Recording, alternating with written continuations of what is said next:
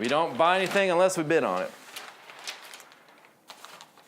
All right, so the tricky stuff, the more complex, in-depth stuff. And I actually have a checklist for you, so I'm excited about that as well. Number 2, evaluate the property. This is critical. This is what is gonna make or break you. It still blows my mind. It's crazy when I meet someone at an auction and they haven't seen the property. I'm like, what? I'm like, are you crazy? It's nuts. You know, you gotta evaluate the property. We got a couple videos out. There's one, it looks great on the front. You know, I think a lot of you have seen the video. It's great on the front. We go to the back of the property and there's a tree growing through it. It's like, growing right through. We got a tree growing through it. We got another property, it looks fine on the front, and the whole back was gone. It was like it was a meth lab that had exploded and blew out the back. You know, so you don't know those things if you're not driving a property. You can use Google Maps, sure, to help you. Use the aerial view, but it's only gonna do so much. You absolutely gotta drive the property and evaluate the properties. You gotta allow room for rehab. And so that's what this process is gonna be. I'm gonna show you guys what to look for. But before we get into our checklist, I'm gonna put a checklist up on the screen. We're just gonna breeze through that. Before the checklist, there's other things that we should think about, like who lives there? You know what I'm saying?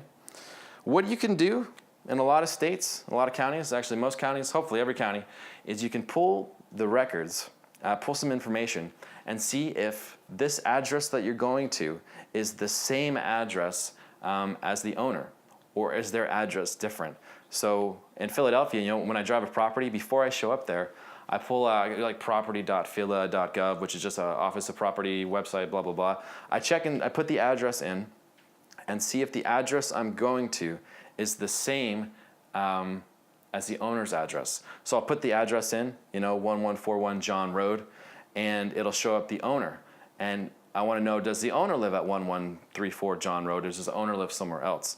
And I'm going to treat that house differently than a house that it's a renter, you know? But who lives there? You know, is the house vacant? If it's vacant, can you get inside? Can you see? If it's occupied, you want to go up and you want to talk to the owner, you want to talk to the tenant, you want to talk to the renter, you want to find out what's going on. You know, if you buy this property and there's a renter in there, you know, it's a great question. Say, hey, I'm probably going to buy this property on Tuesday or Thursday, whatever day you're going to buy it. And if I buy this property, you know, are you going to be able to work with me? Are we going to be able to work together? It's easiest for me if you stay in the house. Do you want to stay in the house? Yes, I want to stay in the house. Well, great. You know, Tuesday we'll come, we'll set up a new contract, we'll get things rolling. That way there's already some rapport built there for when you show up, you know, after the sale. You want to know who lives there, you know? If it's vacant, how long has it been vacant for? And we got this really cool Google Maps hack video in Tax Lien Certificate School about how you can do a street view and then look at it by year. There was one scenario where we acquired a property. We didn't acquire the property. There was one scenario where we were thinking about acquiring a property, and the place was pretty run down. And it was because of a hoarder. We wanted to know, how long has this been like this? Because if they've been hoarding there for 5 or 10 years, that's going to affect it. You know, if it's only been 1 or 2 years, that's different. So we used Google Maps to pull up the street view, and we could see how long they've been hoarding. You know, I think it ended up only being 2 years. Didn't get the property though, but we took that into consideration.